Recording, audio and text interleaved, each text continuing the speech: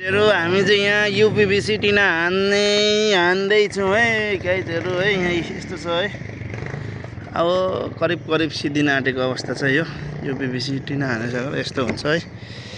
यो युपिबिसी टिना हान्दा चाहिँ लगभग यो टिना हान्दा चाहिँ पलिङ चाहिँ हामीले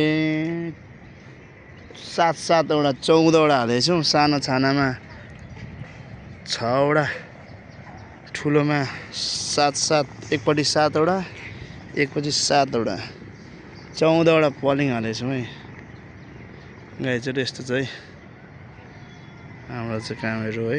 यो युपिबिसी टिनामा चाहिँ एकदम बाक्लो पलिङ हाल्नुपर्छ है, नत्र लच्किने डर हुन्छ है। यो चाहिँ वाटर प्रुफ हो होइन, टक्कसँगले अब पानी पर्दा नि साउन्ड प्रुफ हो, साउन्ड पनि आउँदैन। त्यसैले